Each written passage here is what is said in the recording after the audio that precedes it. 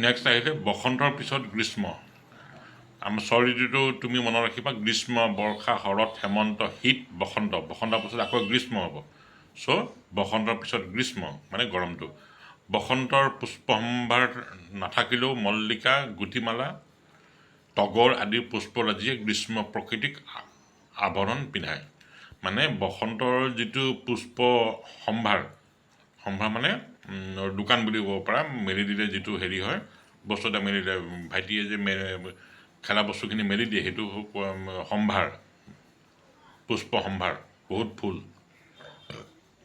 বসন্তকালত বহুত ফুল নাথাকিলেও কিন্তু গ্ৰীষ্মকালত মল্লিকা, গুটিমালা, তগৰ আদি পুষ্পৰাজিয়ে মানে ফুলবিলাকে পুষ্পৰাজিয়ে গ্ৰীষ্ম প্ৰাকৃতিক আৱৰণ পিন্ধায়। আৱৰণ মানে ড্ৰেছ। বসন্তৰ পিছত গ্ৰীষ্ম হয়। বসন্তৰ ফুলবিলাক নাথাকিলেও গ্ৰীষ্মকালত ফুলবিলাক হ'ল মল্লিকা, গুটিমালা, তগৰ, এইবিলাকে প্ৰকৃতিক এটা ড্ৰেছ পিন্ধাই দিয়ে। আমাৰ ফল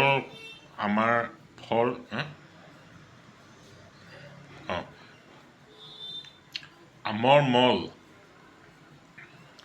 কঁঠালৰ মুচি আদি নানা ফলৰ সম্ভাৰেৰে গ্ৰীষ্ম প্ৰকৃতি সমৃদ্ধ।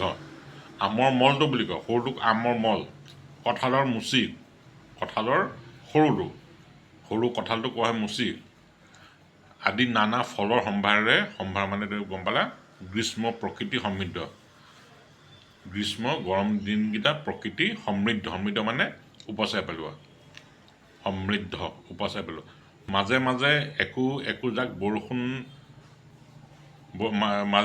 একোজাক বৰষুণে ধূলি মলিন প্ৰকৃতিৰ গা ধুৱাই দিয়ে। মাজে মাজে বৰষুণ দি পেলাই আমাৰ প্ৰকৃতিৰ গাত যিবিলাক ধূলি থাকে, ধূলি হৈ পেলাই যিটো মলিন মানে লেতেৰা হৈ থাকে, সেইবিলাকক গা ধুৱাই দিয়ে। সেইটো গ্ৰীষ্মকালত। এটা গাঢ় শ্যামল ৰঙে অসম জননীৰ দেহক আৱৰণ পিন্ধায়। এটা গাঢ় মানে ডিপ সেউজীয়া, ডিপ গ্ৰীণ ৰঙে আমাৰ অসম জননীক দেহক আৱৰণ পিন্ধায়। মানে ড্ৰেছ পিন্ধাই দিয়ে। এটা ডিপ হৈ যায়। বসন্ত ইমান ডিপ নহ'লেও তাৰ নেক্সট মানে ঋতুত এই হেৰিটো মানে প্ৰকৃতিৰ যিটো আৱৰণ বেছি ডাঠ হৈ যায়। নেক্সট, তাৰপিছত আহে বৰ্ষা। সেইটো বুজিলা, বৰ্ষা ঋতু। গ্ৰীষ্মৰ প্ৰখৰ ৰ'দত দেই পুৰি যোৱা প্ৰাকৃতিক বৰষুণ সম্ভাৰেৰে জোৰণি দিবলৈ গ্ৰীষ্মৰ শুকান নৈ, বিল পানীৰে উপচি পৰে।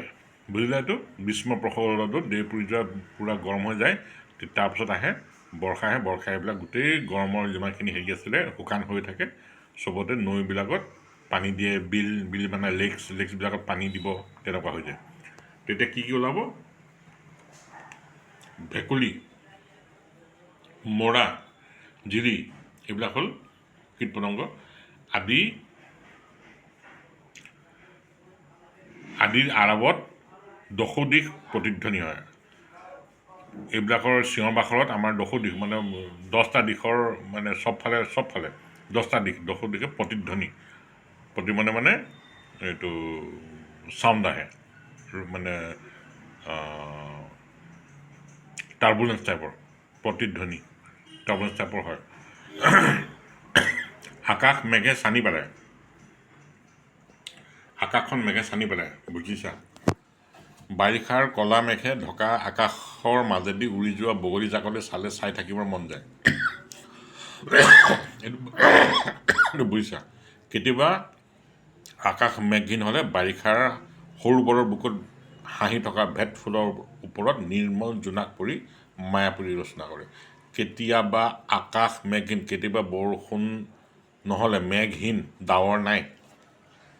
এইটো কেতিয়াবা মেঘহীন হ'লে, ডাৱৰ নাথাকিলে, মেঘ মানে ডাৱৰ, হীন মানে নাথাকিলে হ'লে বাৰিষা সৰু বৰৰ বুকুত, সৰুবৰ মানে লেক্স, বাৰিষা মানে বুজি পালা?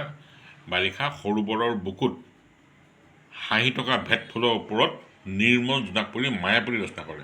ৰাতি দেখিবা ভেট ফুল ফুলি থকা লেক্সবিলাকত বা আমাৰ পঞ্চ বা পুখুৰীবিলাকত নিৰ্মল জোনাকৰ পোহৰ পৰি পেলাই এখন মায়াপুৰী মানে বিৰাট সুন্দৰ ইন্দ্ৰপুৰী মায়াপুৰী বিৰাট সুন্দৰ এটা চিন ক্ৰিয়েট কৰে। তাৰপিছত আহিলে বৰ্ষা গ'লে হৰত, বৰ্ষাৰ পিছত হয় হৰত, পদুমৰ ৰূপ আৰু গন্ধ শূন্যত লীন নহওঁতেই শেৱালি আহি হৰতক সম্বৰ্ধনা জনায়।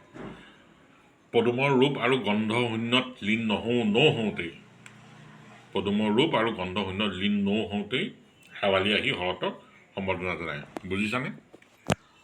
পদুমৰ যিটো ৰূপ আৰু গন্ধ, পদুম ফুলৰ যিটো ৰূপ আৰু গন্ধ শূন্যত লীন নহওঁতেই মানে নাইকিয়া হোৱাৰ আগতেই শেৱালি ফুলে আহি আমাৰ হৰতক সম্বৰ্ধনা জনায়। বৰ্ষাৰ মেঘমালা ক্ৰমে ক্ষীণ হৈ আহে। বৰষুণ আৰু মেঘ ক্ৰমে ক্ষীণ হৈ কমটি হয়।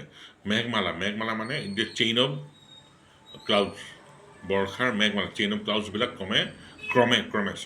ক্ৰমে ক্ষীণ হৈ আহে, লাহে লাহে কম হয়। শৰতৰ আকাশৰ জোনৰ জেউতি সবাতোতকৈ মনোৰম। শৰতৰ আকাশৰ তুমি ৰাতিৰ জোনৰ যিটো পোহৰ আছে আটাইতকৈ ধুনীয়া, সবাতোতকৈ মানে সকলোতকৈ মনোৰম ধুনীয়া। বতাহত ঢৌ খেলি থকা সেউজীয়া ধানে ঢকা পথাৰলৈ চালে মনত এটা অপূৰ্ব তৃপ্তিৰ সঞ্চাৰ হয়। বতাহত ঢৌ খেলি থকা, যেতিয়া আমাৰ ধাননি পথাৰবিলাকত যেতিয়া বতাহ মাৰে তেতিয়া ধুনীয়াকৈ তুমি চাবা জাষ্ট লাইক এ ৱেভছ, অ'চেনত যিটো সাগৰত যিটো ৱেভছ দেখা, অ'চেন ৱেভছ, ঠিক তেনেকুৱা নিচিনা এটা টাৰ্বুলেঞ্চ এটা দেখিবা। সেইটোকে কোৱা হয় ধাননিৰ ঢৌটো। পথাৰলৈ চালে মনত এটা অপূৰ্ব তৃপ্তি, বিৰাট চাই পেলাই বিৰাট ধুনীয়া লাগিব। তুমি কেতিয়াবা চান্স পালে চাবা, বিৰাট অপূৰ্ব মানে বিৰাট ধুনীয়া। সেইটো কথা। নৈ বিল হ্ৰদ আদি ক্ষীণকায় হৈ পংকিলতা দূৰ হোৱাত উজ্জ্বল দেখা যায়।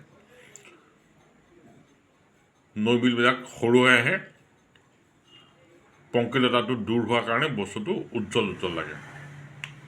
সেইটো